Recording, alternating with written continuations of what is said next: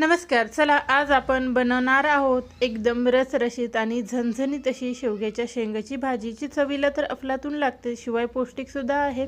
त्याच्यामध्ये भरपूर प्रमाणात कॅल्शियम आणि आयरनसुद्धा असतात. चला तर मग घरच्या मसाल्यामध्ये आज आपण ही भाजी एकदम झणझणीत करणार आहोत. सुरुवात करूया. सुरुवातीला आपल्याला शेंगा घ्यायच्या आहेत. तर पहा, ह्या लांबट शेंगा आहेत. फार आपल्याला जाड अशा घ्यायच्या नाहीत, साधारण आकाराच्या अशा घ्यायच्या आहेत. तर इथं 250 ग्राम मी शेंगा घेतल्या. सुरुवातीला ज्याच्या दोन्हीही साईडचे आपण टोकं काढणार आहोत. त्या टोकामध्ये जेवढी साल येते ना तेवढी साल काढून घ्यायची आहे. एकदम पांढरशुभ्र आपल्याला करायचं नाही, थोडीशी त्याचे जे दोरे असतात ना, धागे, ते आपल्याला काढून घ्यायचे. तर या पद्धतीने नंतर त्याला कट करायचं आहे. एकदमच छोटे करायचे नाहीत, नाही तर हातामध्ये घेऊन आपल्याला खाता येणार नाही. त्याच्यामुळं काय करायचे, 3 ते 4 इंचाचे असे त्याचे तुकडे करून घ्यायचे. तर पाहू शकता तुम्ही, आपण सर्वही तुकडे याच पद्धतीने करून घेणार आहोत.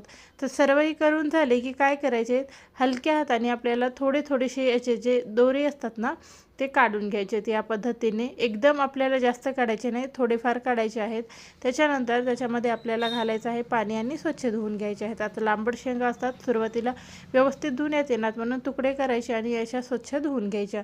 आता ह्या धुवून झाले की बाजूला ठेवूत आणि करूत एक मसाल्याची तयारी. त्याच्यासाठी सुरुवातीला आपल्याला कांदे घ्यायचे आहेत. तर 2 कांदे आहेत उभे कट करून घेतलेले. त्याच्यामध्ये आपल्याला घालायचं आहे आलं. तर इथे 1 इंच आलं आहे. 10 ते 15 लसण पाकळ्या याच्यामध्ये घालून घेणार आहोत. त्याच्यानंतर आपल्याला कोथिंबीरचे देठ याच्यामध्ये घालायचे आणि एक याची प्युरी तयार करून घ्यायची.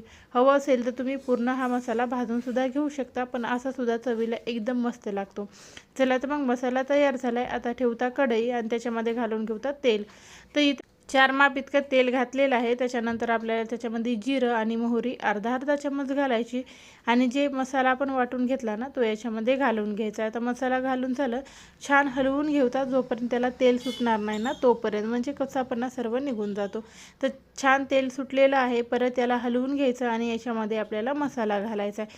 आता आवडीनुसार तुम्ही कमी जास्त तिखट करू शकता, पण इथं मी मिरची पावडर 1.5 चम्मच इतका घेतलेला आहे.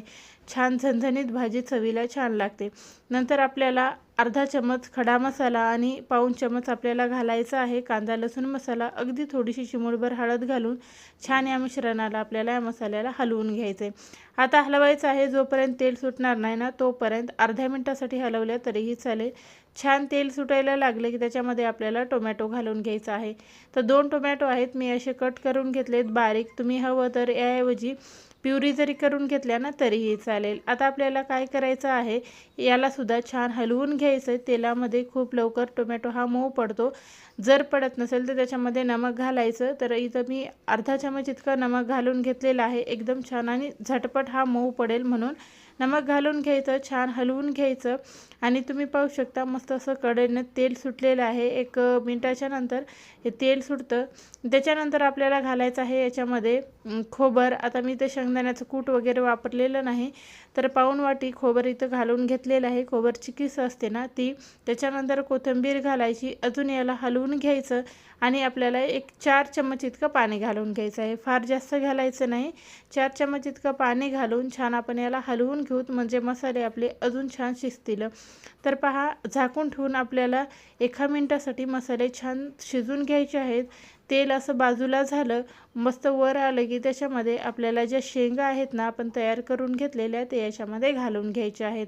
आणि शेंगा घालून छान सर्व भागाला आपण हलवून घेणार आहोत, म्हणजे मसाला सर्व शेंगांना व्यवस्थित लागेल आणि शेंगांची चव अजूनही वाढेल. तर सुरुवातीला आपण याला उकडून घेतलेलं नव्हतं, तर अशा शेंगा मी याच्यामध्ये घालून घेतल्या आहेत. उकडून जर घेतलं तर चवीला तेवढ्या फारशा चांगल्या लागणार नाहीत, म्हणून मी उकडून न घेता अशाच घालून घेतलेल्या आहेत. आणि त्याच्यानंतर मी पाणी इथं घालून घेतलेलं आहे. तर 1 लिटर इतकं पाणी घातलेलं आहे. छान उकळी फोडलेलं पाणी आहे. गरम पाणीच केव्हाही घालायचं, थंड पाणी भाजीमध्ये घालायचं नाही, नाहीतर शिजायलासुद्धा वेळ लागतो आणि मसाला छान असा गरम झालेला असतो, तो थंड होतो, गारेजल्यासारखा होतो, म्हणून भाजीलासुद्धा ही चव लागत नाही छान.